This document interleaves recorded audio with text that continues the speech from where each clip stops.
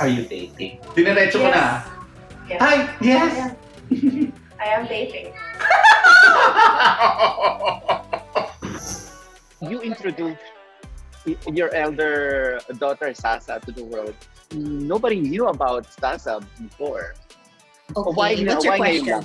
Hindi ko siya biological daughter. And dahil strict nga yung father niya, hindi ko siya, parang ang hirap ko siya ipakilala sa buong mundo. And that was not my purpose. Thank you very much for saying yes to this. Na-excite ako. Na-excite ka. Kasi marami tayong kwentuhan in the past. And sabi ko nga nung huli tayo nakita, di ba, parang we're going to talk about your personal advocacy. So, maraming beses ka nag-post sa social media about your advocacies on yung pinagdaanan mo when you gave birth. Not a lot of people know in the Philippines na may ganitong nangyayari. Okay? In our country kasi parang hindi ko alam, blinded pa ba ang mga tao? Actually, in the motherhood community, napag-uusapan na doon na siya. But not to the point where everyone knows and understands what happens minsan. Sa mga nanganganak. I mean, ang postpartum depression naman. Ako kasi naranasan ko lahat. Postpartum depression and then postpartum anxiety. And I still minsan meron pa. Hanggang ngayon? Yeah, mabalik siya minsan. Is that part of it? I've always had anxiety ever since I was a kid. Pero yung, when you say panic attack, it only happened when I gave birth with my second. Yung talagang my whole body is reacting. Usually kasi akala ko anxiety sa utak lang. I mean, you're just, you can't focus, yung mga ganun. But this talagang, after I gave birth with my son, siguro I went through a whole 6 months na I was just in a state of panic. Hindi ko maintindihan bakit ganun. Siguro, they said yung mga pinagtatanungan ko na maybe it's my hormones, nag-iba lang talaga, nagbago yung katawan ko, and everything. What happens to you whenever Whenever you talaga hindi panic? siya nawala. Well, it came to the point where even if I started walking, nanginginig yung buong katawan ko. So parang pagod siya. My head couldn't understand what's happening. Parang meditation lang, makakapagpakalma talaga. Yung wanna be alone, yung mga gano'n din. Yun nga, yung mga unhealthy thoughts na mapasok sa isip mo. Nakasama dun nga sa... And of course, parang it scares mababaliw ka na. Oo. It scares you. Yes. It's scary. It's scary talaga. There was one day sa taping na yung umaga na yun, something just felt off talaga. Parang sikip ng dibdib ko. And then, I had a panic attack. Yun yung pinakamalala. It lasted 2 hours. Buti na lang umaga pa lang. So, nagsiset up pa and everyone's getting ready pa. So, the 2 hours, walang naghintay for me. But there were scenes talaga na kailangan kong, ayan na siya, hindi ko na siya mapipigilan. They gave me time hanggang sa mawala and I can handle it. Tapos kumalma na ako and I can focus na on lines. I can say my lines. Yun, so ganun na nangyari sa amin. We're supporting each other lang talaga. Is it better when you're home? Like, you have the kids around. Sila talaga yung anchor ko. Even when I was... So parang I have to be mommy? Nawawala yung... Hindi, more on anchor nga. Like, feeling mo kasi, di ba, when you're having an anxiety attack, you feel like you can't control your mind, nababaliw ka na, wala ka ng ano. When I have my kids, parang may anchor ako na, yes, I'm alive, I'm human, and I'm safe. Parang ganun eh. Kasi yung anxiety ko is, wala. Nagiging alien na yung mga tao. It's like I'm not in this reality anymore. Parang ganun. I can very well relate. Like, diba, I mean, we had conversations before and sinabi ko sa'yo, nag-develop ako ng anxiety and panic attacks during the pandemic. Yes. And there are moments na hindi ko maintindihan kung bakit nangyayari. And I would just cry, which never happened before pandemic. So, nung kinukwento mo sa akin yan, parang sabi ko, parang hindi pala ako nag-iisa. And I know there are a lot of people experiencing that. Actually, oo nga. When I started opening up about it, there were a lot of people that said they have the same thing. Yun nga lang, we all experience it differently. Diba, minsan nga kahit di ka na magsalita, just be there. Just be there and just wait for it to... Kasi mapapass naman yung attack na yun. Psychotherapy might work for me. And I do have a therapist now. I used to have 2, but now I just have 1. Was it worse during that time that I'll touch na on this one. Let's go. Was it worse during the time that you had that you were separated kay Alshur? Oh. Actually, you know what? Mas worse siya when I knew na papunta na kami doon. Like, when malabo na, and nag-iiba na lahat. Kasi gano'n naman talaga, it just doesn't happen like that eh. Ramdam mo na there was a distance forming between us. Doon talaga ako. Na-prepare mo yung sarili mo? Na parang, this is going that way. Yung sa kasabihin. Pero parang alam ko na pupunta. I felt really alone sa marriage namin. And it came to the fact where I should just be alone. Because I've been alone even though I had a partner. Kasi sakit na eh. Siyempre though, as a mom, ayaw mo namang mangyari yun. It's not something that you wish will happen. Ayaw mo namang mag-isa talaga. But sometimes, maybe you need to do that to find your inner strength. And magkaroon kami ng respeto outside of being a married couple. Ang hirap kasi nung kasal kayo and it's only in paper na and you're only forced to be together. You don't want to be together. Parang ganun. How are you now, Jordan? We're friends. We're good na. Surprisingly, okay na. I'm okay na in a year. Good things take time. Ako kasi, gusto ko kasi goods na kami kaagad. Kasi nga, ayoko nang may dalawa kayo eh. Oo, ayoko nang may negative emotions. Ayoko nang may dala-dala akong galit or grief or yung mga ganun. Kasi nakapagod yun eh. So, in time, it naturally evolved na. Pati siya na rin. Ganun na rin. So, ang saya kasi... But that didn't happen overnight. No, it took a year.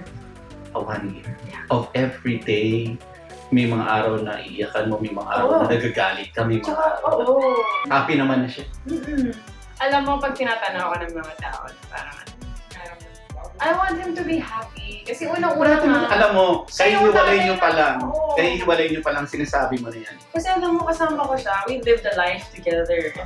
I never want to see him as sad as he was when they were married. And you were at some point happy. That's I know that. in the beginning. Yeah. Pero it sucks kasi naman mo yung tao and you know the feeling where hindi mo siya mapasaya. At hindi ka rin niya mapasaya. So parang may question ka sa utak ko, ano bang ginagawa kong mali? Ano bang ginagawa niyang mali? Ano bang I guess, it goes to show that both of you are, good people. Just didn't work. Maybe we're not for each other. That's why, dun pumapasok yun. Sana, gusto ko maging masaya siya. Kasi yun din yung wish ko for me. I don't ever want us to ever feel like how we make each other feel.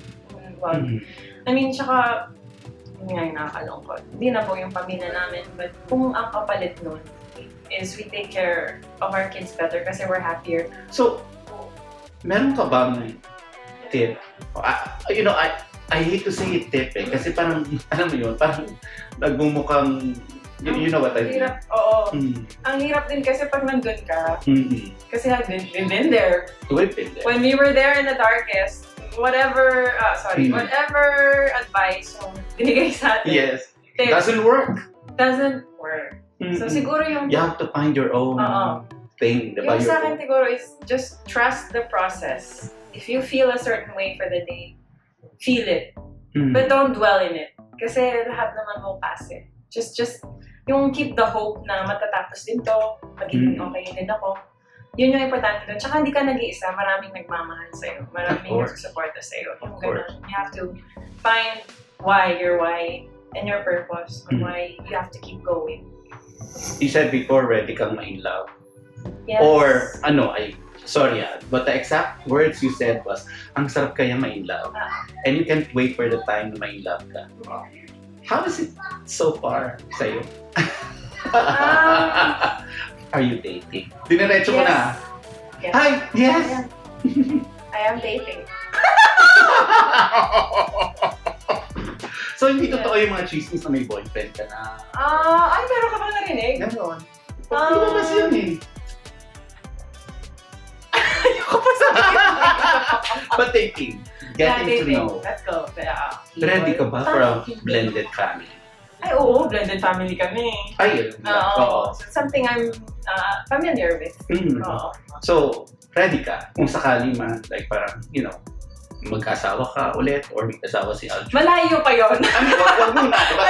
Hindi naman yung bukas, diba? Wag muna. Ini-enjoy ko pa Like parang, are you like sort of preparing, are you parang preparing your mind that it could be an eventuality? Oh, and I'm really welcoming that with open arms. Kasi kung pure naman yung love, Yeah.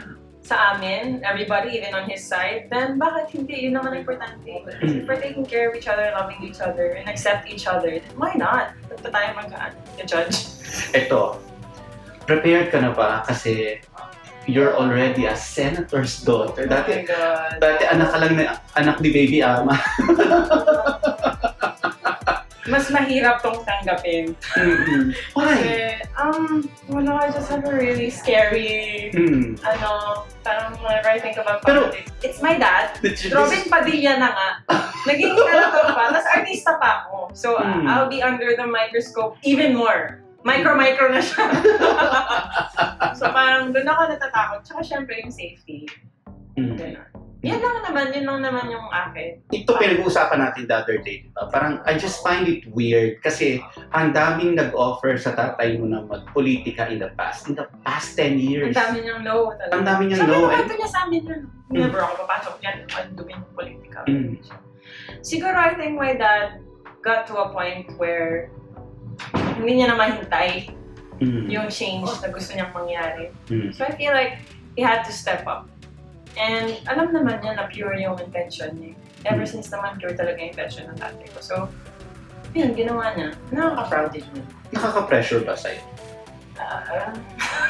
Yes and no.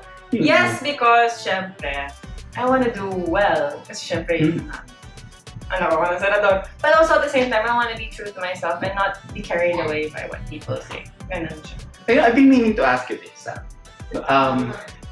Nabanggit mo kanina yung microscope. Were you ever pressured dahil anak ka ni Robin Padilla? Like parang you were living under somebody's big shadow? Hindi. More on I don't want people to think I got it easy. Which is what I hate talaga. Kasi hindi naman ako nag-artista para sumikat eh. I really wanna become a better actress. And someone who's there dun sa position na yun kasi they deserve it. I don't want to be someone that just was put up there and kasi anak siya ni Robin. Kaya I was really hard on myself nung nag-umpisa pa lang ako. Kasi gusto ko I know that. You do your own stunts. And I auditioned. There was even one point in Party Pilipinas, di ba? Parang nahulog ka pa from yung rope dancing? Is that how you call it? Air dancing, di ba? Like parang, I know all that. And nung time na yun, sinasabi ko kay Betcha, why does she have to do it? And that's how my dad trained us. If you want to do something, you have to be the one to do it. What do you think? Hanggat kaya. Ever since. And alam ko naman sa sarili ko na I work hard. But kasi hindi mo mapipigilan yung iniisip ng ibang tao. So when it comes to acting talaga, I beat up myself. Talagang, lahat ng acting workshop I attended just to, get better and deserve my spot. I want to deserve my spot. Hindi lang yun. of course. I never want to feel like it's just giving me on a silver platter. I don't Deserving a spot and inaaral mo, I think it has something also to do with your being a mom. How are you now as a mom? It was a big adjustment talaga. Yung from being married to single mom. As in, the first few months, minsan din ngayon, parang hindi ako makapaniwala. May mga regrets ka? Sorry Wala. Hindi ko! As in, Wala talaga. akong regrets. Kasi, you know what? Like you said kanina, did you see yourself going to that? Yung magiging single mom? I did. And I envisioned it. Nung kami pa, I knew it was gonna happen. Pero yung reality kasi iba na. Wala na yung pagpagod ka, bibigyan mo muna sa tatay or the disciplinarian will be the dad. So, And ako ngayon na- ikaw talaga. Yes. So Mahirap. I changed, yes. Like, I changed as a from person. 12 hours duty, 24-hour 24 duty ka. hours na siya. Although may mga yaya naman ako. Mm-mm. But, like, nakita nyo kanina if you were there, Mm. my kids are very attached to me. Cleaning. They are very attached to me. Kasi nga, I'm very hands-on talaga. I really want them to feel like, normal pa rin kami. May mom guilt pa rin kahit may work ako. Kailangan makabawi ako sa kanila. Kailangan ko bawi ako. Time. Bawi ako. Kasi I don't want them to miss me too much. Kasi, Mm. yun na nga, yung single momhood, when they're not with their dad, ramdam nila na wala ako. Which is normal naman, pero for me kasi talaga, I'm still working it out, yung part na yan. It's gonna be normal for them. Na minsan wala ako. I grew up kasi with my mom, everyday nandyan siya eh. My mom was a housewife eh, so never ko naramdaman yun. Do you call your mom once in a while? Just to... We talk Get- everyday na. I mean, we have a of group. course, you talk to her every day. To ask for mommy tips. Yes! Actually, mas na-appreciate ko siya when I became a mom. Because like I said, I was closer to my dad. And nung naging mom ako, oh my God, sabi ko, ito pala yung daanan ng nanay ko. Mas worse yung sa kanya. Kasi, okay, never mind. Pero yung history kasi nila ng dad ko, din, na malupit din. But, I mean, my questions, nung bata pa ako na bakit gano'n, bakit ganyan. Ang naiintindihan ko naman, wala na yung mga, hindi naman tampo, pero wala na yung mga questions and yung mga naging mabigat sa akin before. When, syempre, pinagdaanan din kami ng mom ko. Ngayon na lang, na I respect her so much. Alam mo, Kylie, I've been interviewing you since you were what, 14? I think so. Bagong pasok pa lang ako. Yes. Oo. Diba? Pumupunta pa ako sa bahay niyo. Makita mo pa na lang. And yeah, diba? I mean, like what I said before, kinover ko pa yung pagpe-painting mo, which is your outlet. But I've always seen you as very aloof. Ngayon ka na lang nagpo-voice out. Oh, what is, It's Ano so weird. Hindi ko rin alam. Ngayon ka na lang nakikipagkwentuhan. Remember, like, Oo, I don't know oo, whether yun you yun. would be very nice. You would be, this is my painting, this is my ganyan. Oh, my dad is here, ganyan. So, it's always parang parati kong sinasabi kay Petchay noon. Parang, she's very, Introvert. parang there's a, parang wall. And, now parang wala. Ano kaya ito? Ano kaya bakit ka biglang nag-bloom? Hindi ko rin alam. Because when even I feel it when I'm with people. And feeling ko kasi nahanap ko na yung purpose ko. And I know what I can offer. I've been through whatever I've been through. I had my kids. And na-inspire lang talaga akong gamitin. Kung ano man yung pwede kong i-offer sa mga tao. Because we're all human. We're all going through our own stuff. But the thing that's the same with all of us is we have our feelings. We're going through life. We're going through life. Yes. So if I can offer something to everyone who's around me, and maybe make them feel like, di ba, di ka nag-iisa, then I'm good with that for my day. I'm good. Grabe, nakaka-proud ka. Well, thank you very much. Thank you. At may guesting na tayong mag-artista ba to? Ayaw mo. Why? Hindi naman bawal. It won't be bawal. Pero yung maramdaman nila na it's the only thing they can do na pwede nila gawin. Gusto ko muna sila expose sa lahat. Music, travel, or kung ano man yan. Bago mag-artista. So, decision nila kung ano man. Decision nila, but hindi mga to my best to expose them to everything. So, thank you very much. Thank you! Grabe, sobrang maikli lang yung usapan natin pero ang dami-dami kong... Thank you. Thank you. Alice, first and foremost, congratulations to you. Yung airing ng Legal Wives on Netflix is a big thing. How did you first react to that? Syempre, natuwa ako because this is actually my first series or anything that's coming out on Netflix. Kaya I'm so excited now mapapanood ng mga kamag-anak ko in the US, ang teleserye ko na on demand. And the thing is, more people can watch it na hindi nakapanood nung sa regular run. Yes. This is one of my favorite series. Not because I'm in it, but because yung kwento ng isang Muslim family is just parang nagbe-bridge sa mga katanungan ng mga tao nun, like, what is it like? Not all Muslims are terrorists. That's the impression that initially you have, right? And so how do we bridge the gap? And GMA has done a wonderful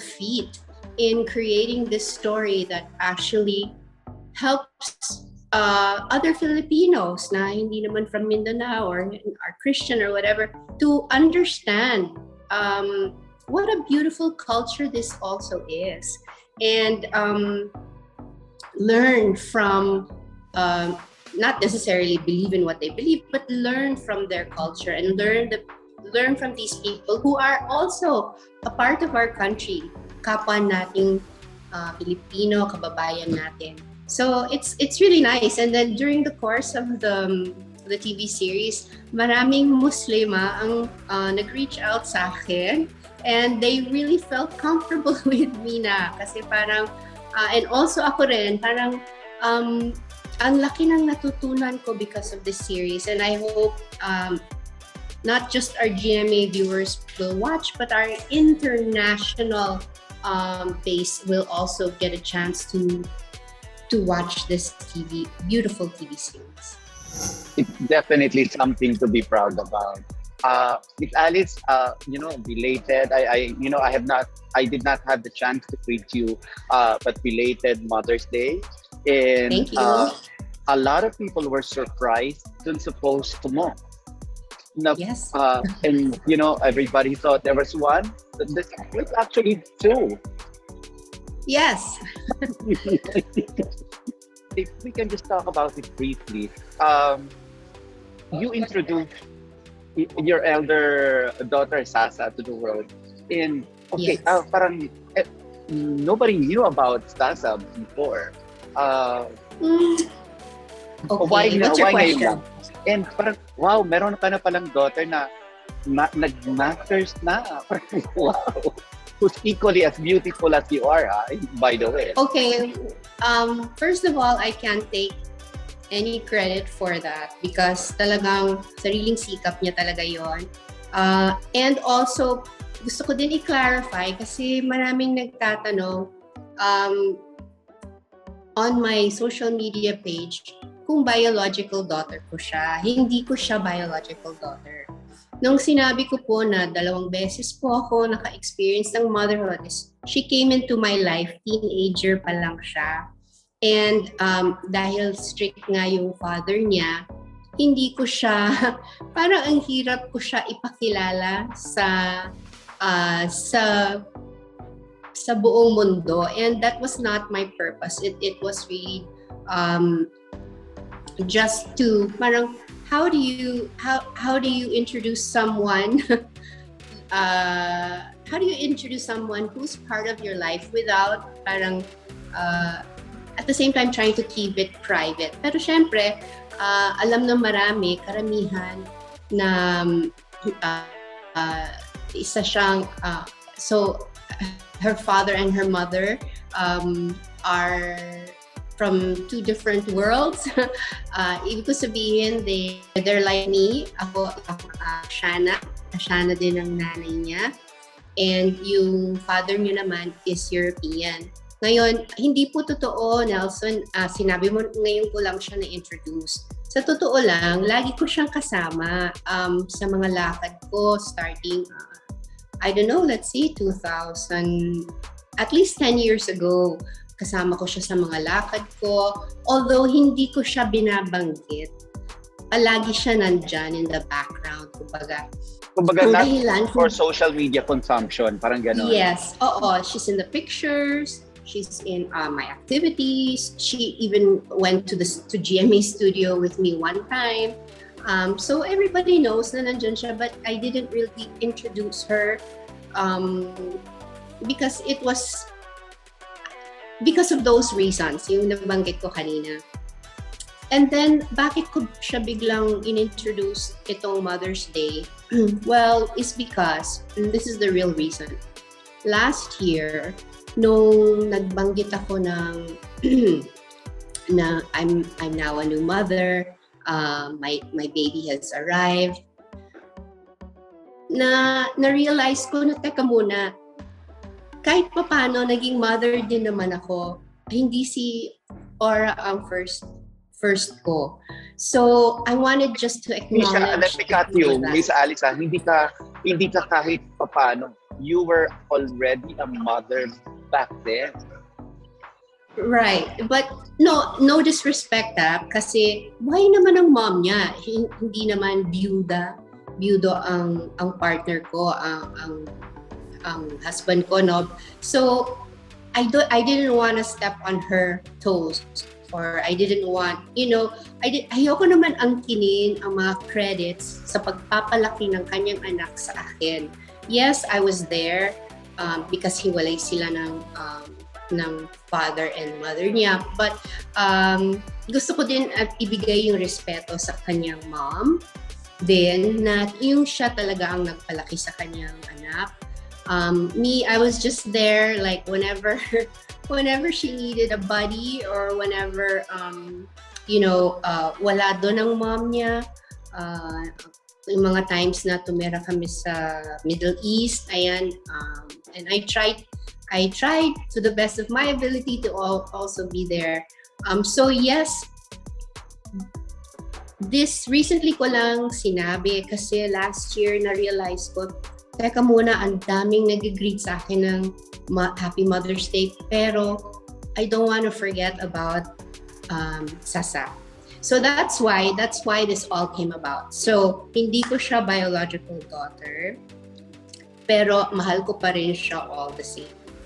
That is right, and she's another reason for you to be proud dahil sabi mo nga, parang I know parang it's not right probably to some extent to ask why just now, kasi parang I believe that there's always a good timing for everything, and you probably thought that this is actually the best time to do it, and it's Mother's Day.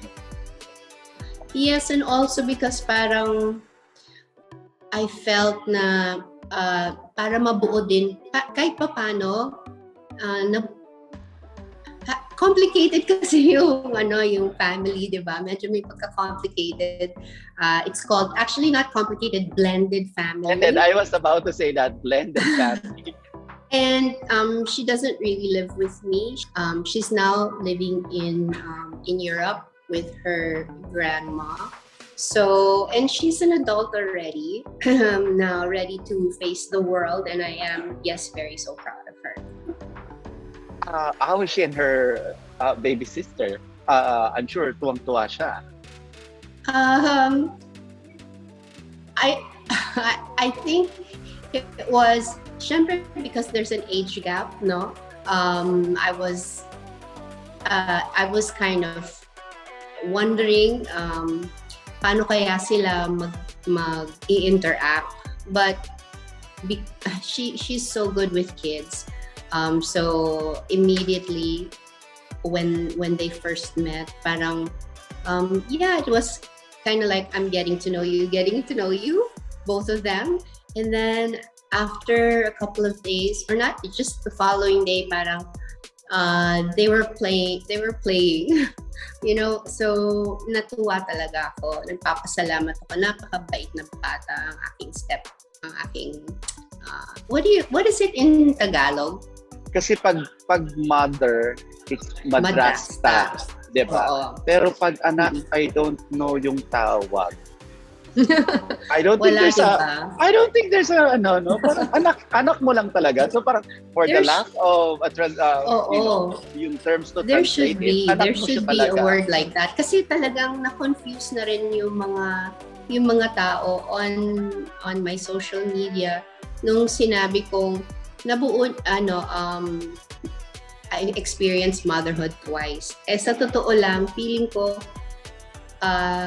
na-experience ko nga motherhood twice kasi siya yung parang initiation ko to care for someone other than myself, other than so it was that kind of experience, and parang I wanted her to feel also na I don't know, I just wanted to put it out there na hindi lang yung biological daughter ko ang mahal ko, pero mahal ko rin siya. For love is love. But I'll move on to another topic, Ms. Alice.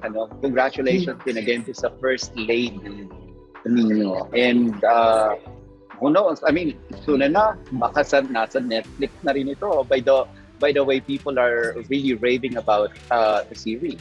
Miss Alice, how do you feel na lang na parang hanggang ngayon talagang mainit pa rin yung pagtanggap sa first lady? And of course, your character gets to be bolder every time. Parang grabe yung marami na bang naiinis tayo dun sa character mo kasi talagang you're doing it so effectively. I know, right? Kasi parang although naranasan ko naman ito sa Legal Wives, naiinis ang mga tao sa akin, na natutuwa na pagiging very forthcoming, may pagkabaldita din si Amira, pero very firm and may paninindigan. Yun yung character ni Amira. Moving forward naman sa character ko sa First Lady is she is very she's just a very smart woman who knows what she wants and always tries to get what she wants, whatever means.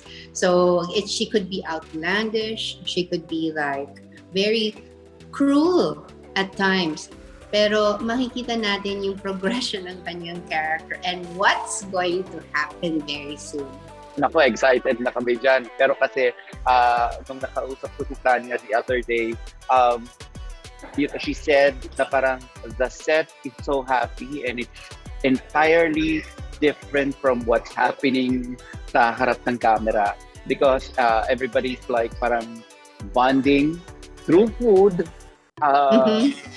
So parang how is it the set? I mean, I'd like it to come from you. How's the set?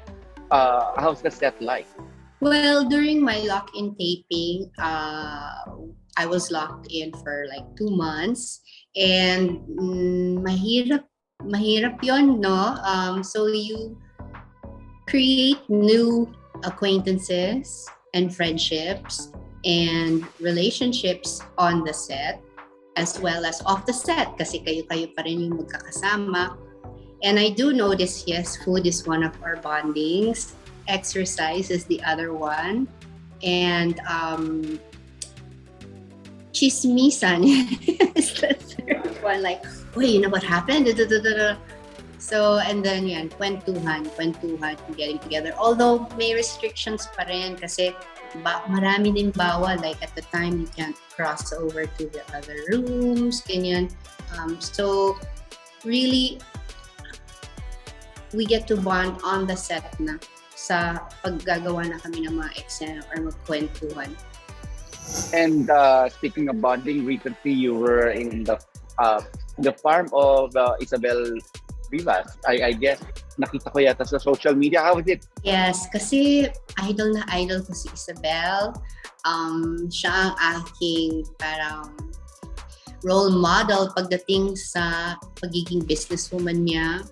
Meron kasi siyang, yun nga yung Paraiso Farm sa Zambales. She grows a lot of produce and also meron siyang chicken farm na gusto kong matutunan yung business model niya para madala ko sa Quezon. Kasi as you know, as I vlogged about, meron din akong coconut farm sa Quezon Province, sa side ng mom ko. And gusto ko siyang i-rehabilitate. I want to do something more with it. Kaya pumunta ako doon so Isabel could give me some inspiration. And marami din ako natutunan sa kanya. Yeah, and thank you very much, Ms. Alice. for sharing your time with me. I hope we can get to cover yung farm mo pag una sa Quezon. Oh, yeah, sure. Let me do something with it first. Magpapatayo muna ako ng bahay. Definitely. Well, thank you very much and congratulations to you again.